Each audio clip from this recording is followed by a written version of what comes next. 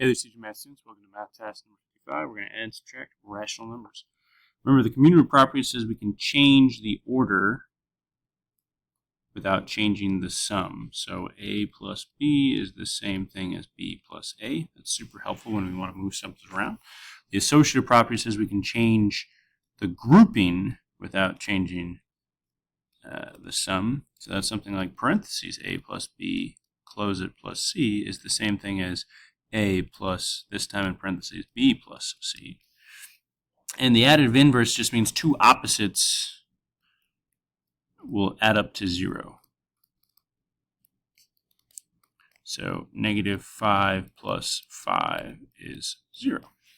So today you're going to use your benchmark knowledge of halves, thirds, fourths, fifths, eighths, tenths, I put them up here, to help you with some of this. Now, there's a couple strategies. We got borrow from a whole, simplify from a fraction, make a whole, and use additive inverse. But we're going to do a problem, and then we're going to pause. You're going to do a problem. You're going to check it with an adult.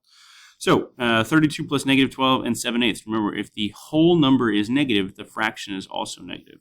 So this is really 32 plus negative 12 plus negative 7/8. 32 plus negative 12 is positive 20. Remember, different signs. Subtract, keep the sign you have more of. You have more positives. And I cannot do 20 plus negative 7/8 because this is a positive and this is a negative. So I got to split it up, borrow from a whole. So we got 19.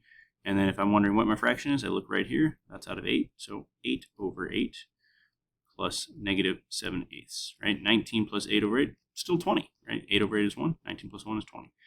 So we got 19 plus, and then 8 over 8 plus negative 7 over 8. That's 1/8. Now we get to slap them together because those are same signs, right? So pause the video, do number 2, checking with an adult.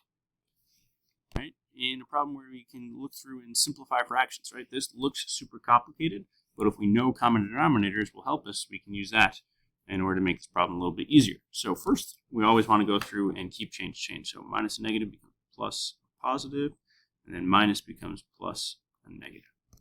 Right? So we got 16/20 plus 1.8 plus negative 4/5. So let's make these common denominators by multiplying this on top and bottom by 4. Now we've got 16/20 plus 1.8 plus negative 16/20. And now we've got the additive inverse. We can use the commutative property of addition to put these fractions next to each other. And remember, the additive inverse says opposites add up to 0. So we have 0 plus 1.8. 1.8 plus is just 1.8.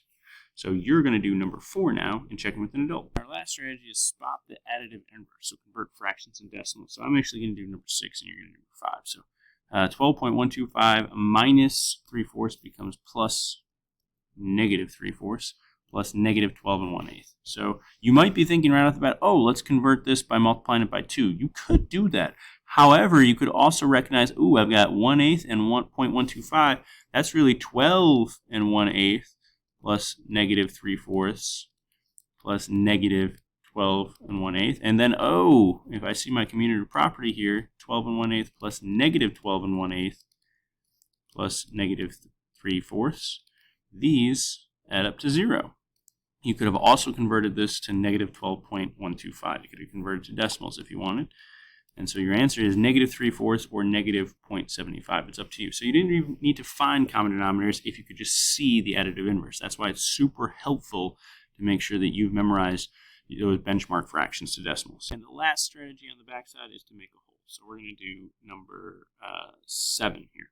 So I want to keep change plus positive.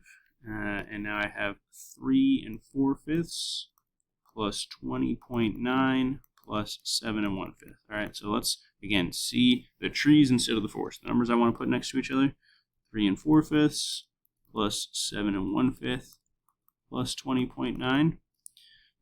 3 4/5 plus 7, so that's 10 5/5 plus 20.9. But 10 5/5 is really just 11, right? Because 5/5 is 1 whole. So we have 11 plus 20.9. And now you're just adding up those whole numbers. You got 31.9. Right? So you're going to do number 8 and then checking in with an adult. Once you've done that, you are going to pick your own strategy for 9 through 14 of any of the strategies we've learned today.